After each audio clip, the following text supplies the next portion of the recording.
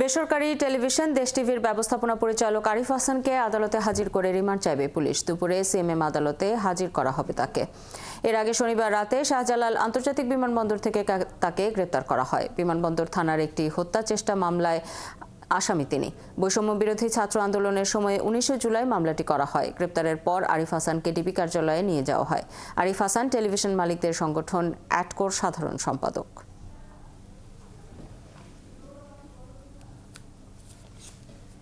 এ বিষয়ে আরো খবর নিয়ে সিএমএম আদালত থেকে যুক্ত হচ্ছেন সহকর্মী মাইনুল মারুফ।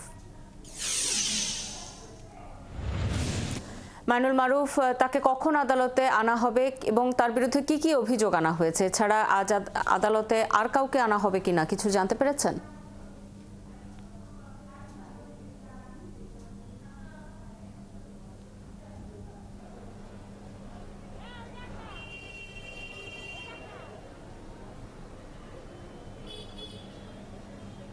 ইতিমধ্যে কিন্তু আরিফ হাসানকে সিএমএম আদালতে আনা হয়েছে এবং তিনি কিন্তু এখন সিএমএম আদালতে যে গারদখানা রয়েছে সেই গারদখানায় রয়েছেন এবং কিছুক্ষণ আগে 12টার দিকে কিন্তু তাকে একবার আদালতে তোলা হয়েছিল। তবে মামলার মূল নথি না থাকায় পরবর্তীতে তাকে আবারও নামিয়ে আনা হয় এবং পরবর্তীতে শুনানি হবে বলে জানানো হয় এবং তখন কিন্তু আমাদেরকে জানানো হয়েছিল যে আরিফ হাসানকে 3 দিনের রিমান্ড চেয়েছে পুলিশ এবং 3 দিনের রিমান্ডের আবেদন করেছে এবং বিমানবন্দর থানায় একটি হত্যা মামলা রয়েছে তার বিরুদ্ধে সেই মামলায় তাকে গতকাল বিমানবন্দর থেকে গ্রেফতার করা হয় এবং গ্রেফতারের পর তাকে আজ সকালে আদালতে আনা হয় এবং আদালতে আনার পর এখন পর্যন্ত একবার যেহেতু তাকে 5 তলায় যে সেম আদালতের একটি কোর্টে তোলা হয়েছিল পরবর্তীতে তাকে আবারও নামিয়ে আনা হয়েছে এবং আমাদেরকে জানানো হয়েছে দুপুরের পর তার হয়তো শুনানি হতে পারে।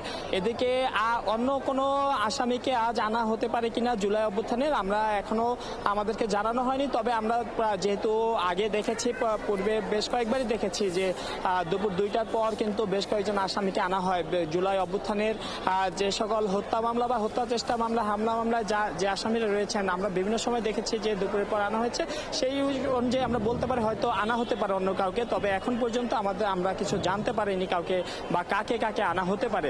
তবে এখন পর্যন্ত আরিফ হাসানকে আনা হয়েছে। তিনি দেশ টিভির ব্যবস্থাপনা পরিচালক ছিলেন এবং পাশাপাশি তিনি অ্যাটকোরও কিন্তু দায়িত্বে ছিলেন এবং তা গতকাল রাতেই কিন্তু বিমানবন্দর থেকে তাকে গ্রেফতার করা হয়। তিনি বিদেশ গমনের চেষ্টা করেন এবং আদালতে পুলিশের যে আবেদন আমরা দেখেছি সেই আবেদনে কিন্তু উল্লেখ করা হয়েছে তিনি যে জুলাই অভ্যুত্থানে তিনি অর্থায়ন করেছেন হামলার জন্য এবং তাকে আওয়ামী লীগের অর্থদাতা হিসেবে কিন্তু আবেদনে উল্লেখ করা হয়েছে এবং সেই অনুযায়ী কিন্তু অন্যান্য তথ্য আদায়ের জন্য তার কিন্তু 3 দিনের রিমান্ড আবেদন করা হয়েছে এবং হয়তো দুপুরের পর তার রিমান্ড শুনানি হবে। যদি মূল কপি চলে আসে মামলার মূল কপি চলে আসলে দুপুরের পর তার শুনানি হতে পারে এবং শুনানি হলে হয়তো তার রিমান্ড মঞ্জুর হলে তাকে রিমান্ড দেওয়া হতে পারে। তবে এখন পর্যন্ত আমাদের কাছে যেই তথ্য হাসান আরিফের কে দুপুরের পর আদালতে তোলা হবে এবং তার রিমান্ড আবেদন অনুযায়ী তার রিমান্ড চাওয়া হতে পারে। খবর রাখতে থাকুন মাইনুল মারুফ। প্রয়োজনে ফিরবো আবারও আপনার কাছে। আমাদের সাথে সিএমএম আদালত থেকে যুক্ত হয়েছিলেন সহকর্মী মাইনুল মারুফ।